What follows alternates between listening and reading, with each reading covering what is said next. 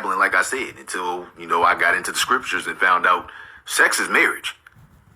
That made me look at everything completely different. You are bound by the flesh. So you can act like, oh, you're not tied and all that. You are. That's why your emotions messed up. You got multiple entities moving through your body. People just want to have sex and act like sex doesn't bring consequences. Anything from STDs, soul ties, and babies. The point. All right. Shalom, Akim. First off, I want to give all honor, all glory, all praises to Yahweh, Ba'ashem, Yahweh Shai, Ba'ashem, Akakwadash. I want to give double honor to the apostle, prophets, and teachers of Great Millstone for teaching us this truth. I also want to say shalom to the Lord Yahweh, Ba'ashem, Yahweh Shai's elect, the 144,000 men, and then the large, great multitude of men, women, and children of whom he will have mercy on in these last days. There we go. Yeah, just as you heard the one brother speaking, he got it right. Sex is marriage, according to the Bible. And of course, I don't just say that out the blue. I have pretty good teachers, but also I got some precepts, and hopefully they can edify you as to the point here.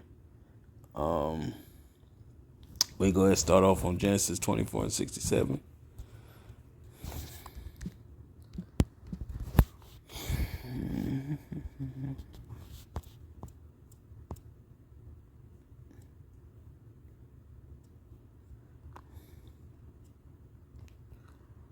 Okay.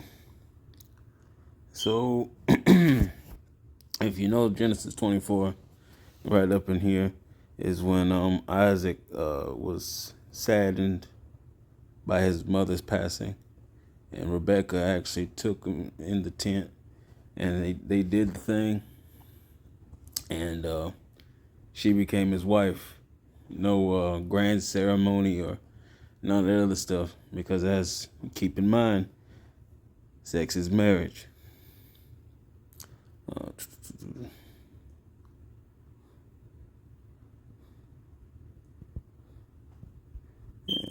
We just start at verse 66 to get that little bit of context. But you can come and read it on your own time. And the servant told Isaac all things that he had done. And Isaac brought her into his mother Sarah's tent and took Rebekah, and she became his wife. And he loved her, and Isaac was comforted after his mother's death. So see, they went in the tent, they did the thing, and she became his wife then and there, because sex is marriage.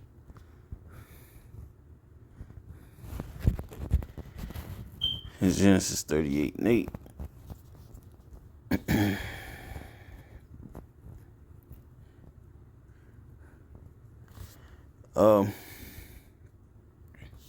This was this.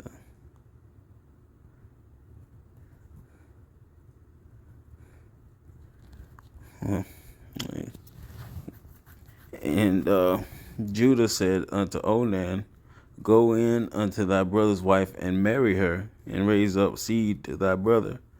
So see, his brother's wife, his brother died, and his brother's wife,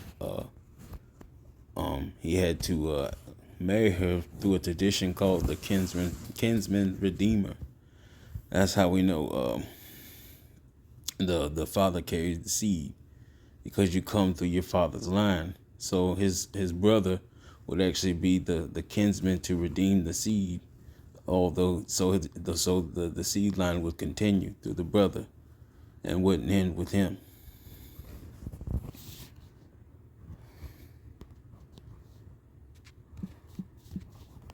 First Corinthians 7:9.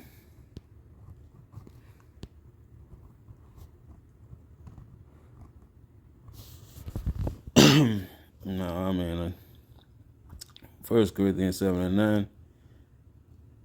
I'll read it in the NLT so I become a little plainer. But if they can't control themselves, they should go ahead and marry. It is better to marry than to burn with lust. Sex, quote unquote, sex before marriage isn't adultery. isn't fornication. A man, if he sees a woman he likes, can go ahead and pop this woman, as long as it's lawful and expedient. But I mean, if it's lawful, you can do it. But if it's not a good idea, you shouldn't. But yeah, if you see a woman you like, you go ahead and get with that woman as long as she's not dealing with another man. He said, but if they can't control themselves, they should go ahead and marry. It is better to marry than to burn with lust. Because if you burn with lust, then you halfway in the door with sin. I mean, it starts in your mind first. Ain't that what Yahushua said? If you look upon a woman with lust, you've already committed adultery with her. And that's just not talking about any woman. That's talking about a woman who's dealing with another man who has a husband. If you look at her with lust, you done already committed the act in your heart, in your mind.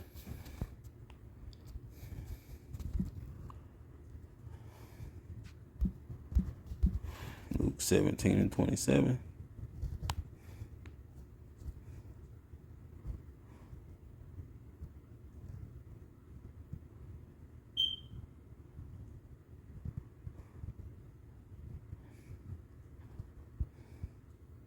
They did eat, they drank, they married wives, they were given in marriage until the day that Noah entered into the ark and the flood came and destroyed them all. So, as you can see here, given the context that sex is marriage, I mean, just look around society today. People just going around having sex with any old body. And that's what this is talking about, because sex is marriage. They're just going around popping anybody and everything's cool from then on. No, it's not. It's out of order.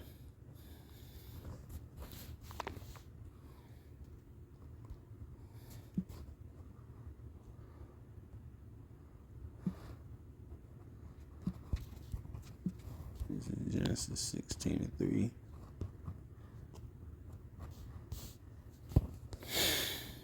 And Sarai, Abram's wife, took Hagar, her maid, the Egyptian, after Abram had dwelt 10 years in the land of Canaan, and gave her to her husband Abram to be his wife. And he went in unto Hagar, and she conceived, and when she saw that she had conceived, her mistress was despised in her eyes. So see, our foremother Sarah, formerly known as Sarai, she brought her handmaid Hagar to Abram, our father Abraham, and it was lawful because men can have multiple women, multiple wives. But he made her a concubine. If I'm not mistaken, one of you brothers can correct me on that. I think she was a Hamite, so he made her a concubine, which is a lesser wife. Wait. Yeah, I made the Egyptian. So yeah, she was a Hamite.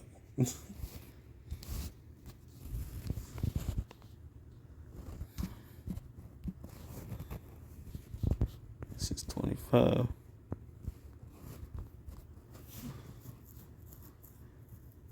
So this was after Sarah died. Then again, Abraham took a wife, and her name was Keturah.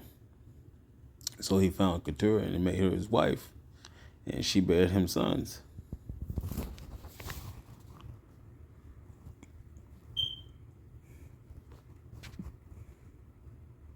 Yes.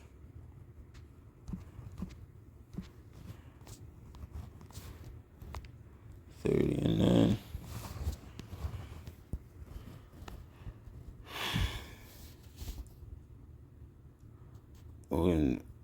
When Leah saw that she had left bearing, she took Zilpah, her maid, and gave her Jacob to wife. So Leah did the same thing as her mother Sarah did. Gave Jacob another wife. I believe that was her handmaid. Correct me if I'm mistaken on that. And she became his concubine, and she being one of the mothers of a couple of the tribes. Actually, let's see.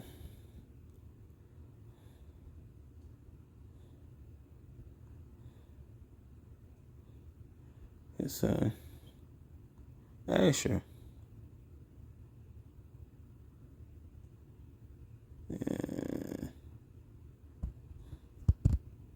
And it's probably more than that. More than likely more than that. But yeah, she actually bore him a couple of sons, and Leah was the one that gave her to her, and he took her to wife. Now, pause in the middle of the lesson. Let me ask you this: if marriage was some sort of ceremony where the father of the bride gave her away and all that, did this not apply to Leah and Zilpah? Did that not apply to them? No, because sex is marriage.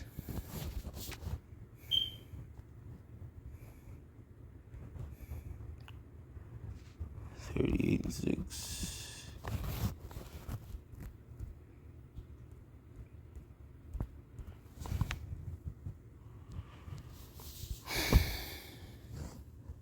It said, and Judah took a wife for Er, his firstborn, whose name was Tamar.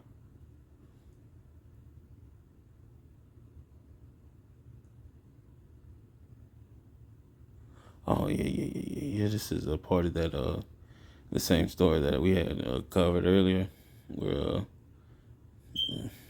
Tamar, he was slain, and then he had a kinsman redeem his brother.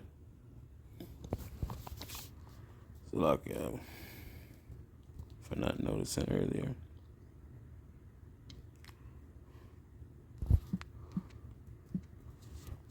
So let's go to the city of Ruth.